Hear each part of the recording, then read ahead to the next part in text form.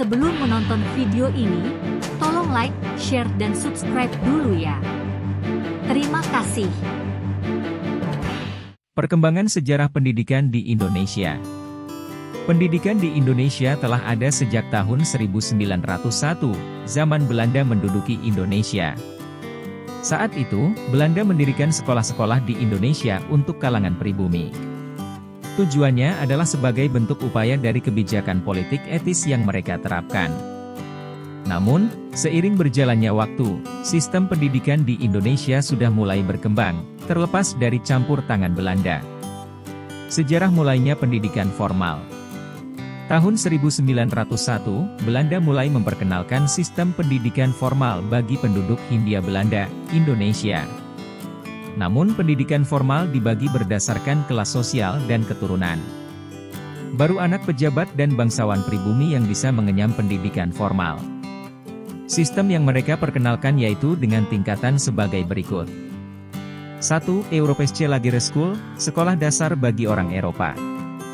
2. Hollandsche Inlandsche School, IS, sekolah dasar bagi pribumi. 3. Meer Uitgebreid Lager Onderwijs, MULO, sekolah menengah pertama. 4. Algemene Middelbare School, AMS, sekolah menengah atas lalu. Sejak tahun 1930-an, pendidikan formal ini mulai dikenal hampir di semua provinsi di Indonesia. Namun kondisi ini berubah ketika Jepang datang. Di masa pendudukan Jepang, 1942 hingga 1945, sistem ini digantikan. Pertama, bahasa Indonesia dijadikan bahasa resmi pengantar pendidikan menggantikan bahasa Belanda. Kedua, sistem pendidikan diintegrasikan. Pendidikan berdasarkan kelas sosial yang sebelumnya berlaku di era Hindia Belanda, dihapuskan. Ketiga, masa belajar diubah. Setelah sekolah dasar 6 tahun, Kokumin Gakko, ada sekolah menengah pertama 3 tahun dan sekolah menengah tinggi 3 tahun. Namun pendidikan di masa Jepang jauh lebih buruk dibanding di masa kolonial Hindia Belanda. Banyak tenaga pendidik dan pelajar dialihkan untuk membantu keperluan perang Jepang. Pada tahun ajaran 1940-1941 atau ketika Indonesia masih dijajah Belanda, jumlah sekolah dasar 17.848. Namun di akhir pendudukan Jepang, 1944-1945, jumlah sekolah dasar menjadi 15.069. Selain itu, orientasi pendidikan juga sangat mengacu pada Jepang. Doktrin yang diberikan Jepang kepada para pengajar adalah Hakko Ichiyo yang artinya 8 benang di bawah satu atap. Hakko Ichiyo adalah ambisi Jepang untuk menyatukan Asia Timur Raya, termasuk Asia Tenggara, dalam satu kepemimpinan, yakni di bawah Kaisar Jepang. Perkembangan. Setelah kemerdekaan Indonesia, tahun 1947, dibentuk Panitia Penyelidik Pengajaran Republik Indonesia yang beranggotakan 52 orang. Panitia ini bertugas untuk meninjau masalah pendidikan dan pengajaran kanak-kanak dari tingkat taman kanak-kanak hingga perguruan tinggi.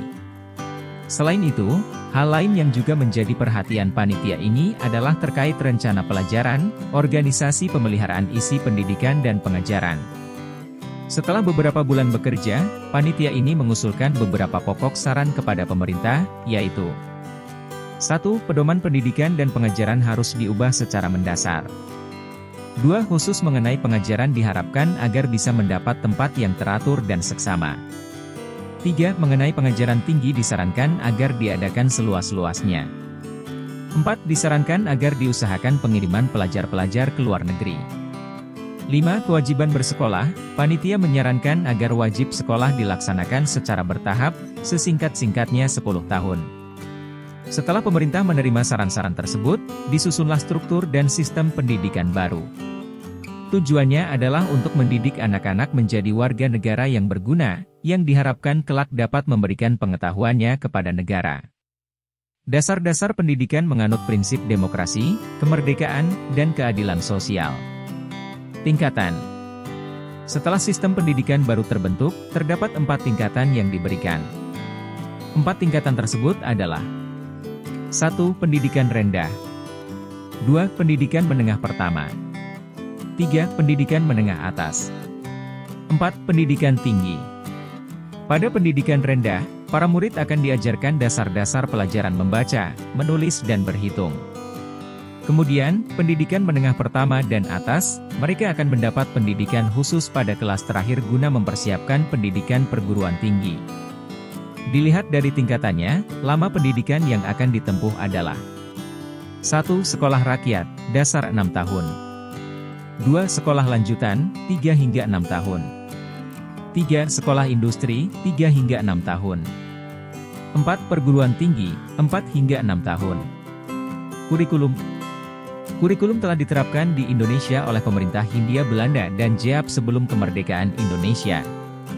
Namun, setelah Indonesia merdeka, kurikulum di Indonesia telah berubah beberapa kali di masa Orde Lama, Orde Baru, dan Reformasi. Orde Lama. Pada masa Orde Lama, kurikulum di Indonesia mengalami 3 kali perubahan. Periode pertama, penetapan kurikulum ditetapkan tahun 1947, berlaku hingga tahun 1949. Periode kedua, diterapkan pada 1952 hingga 1960. Periode ketiga, kurikulum ditetapkan pada 1960 hingga 1964. Pada masa Orde Lama, kurikulum bertujuan untuk menetapkan karakter kebangsaan yang disertai dengan tujuan politik penguatan ideologi kekuasaan Soekarno. Orde Baru. Kemudian, untuk masa Orde Baru, tujuan kurikulum adalah untuk memperkuat ideologi Pancasila dan pembangunan negara. Pada masa ini, telah terjadi 4 kali pergantian kebijakan kurikulum. Secara berurutan, nama kurikulumnya adalah Kurikulum 1968, Kurikulum 1975, Kurikulum 1984, dan Kurikulum 1994. Reformasi. Setelah kurikulum masa Orde Baru berakhir, di masa reformasi telah terjadi pergantian kurikulum sebanyak 3 kali. Kurikulum B 2004, Kurikulum 2006, dan Kurikulum 2013. Jenjang terbaru. Prasekolah. Bagi anak-anak yang berusia 3 tahun, mereka sudah dapat memasuki taman kanak-kanak.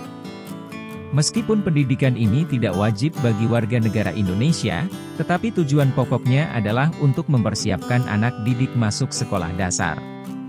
Sekolah dasar. Bagi anak-anak yang berusia Juni 11 tahun, sudah dapat memasuki sekolah dasar atau SD. Untuk tingkat pendidikan ini, wajib dilakukan bagi seluruh warga negara Indonesia. Pada tingkat sekolah dasar, para murid harus belajar selama 6 tahun. Sekolah menengah pertama. Setelah tamat dari SD, anak-anak harus melanjutkan sekolahnya di sekolah menengah pertama, SMP.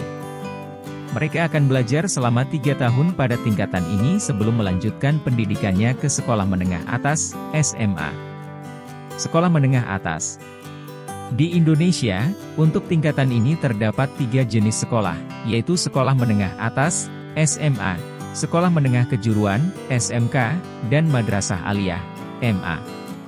Para murid akan belajar selama 3 tahun di SMA sebelum lanjut ke perguruan tinggi. Namun, bagi murid yang sekolah di SMK, setelah lulus, mereka dapat langsung masuk ke dunia kerja tanpa perlu meneruskan ke pendidikan selanjutnya. Perguruan tinggi. Setelah tamat SMA atau MA, para siswa dapat lanjut ke perguruan tinggi. Perguruan tinggi dibagi 2 kategori, yaitu negeri dan swasta. Kedua jenis ini dipandu oleh Kementerian Pendidikan Nasional. Ketika melanjutkan sekolah ke perguruan tinggi, anak-anak akan mendapat beberapa tingkatan gelar. Gelar tersebut yaitu Diploma 3, D3, Diploma 4, D4, Strata 1, S1, Strata 2, S2, dan Strata 3, S3. Tolong like, share dan subscribe dulu ya. Terima kasih.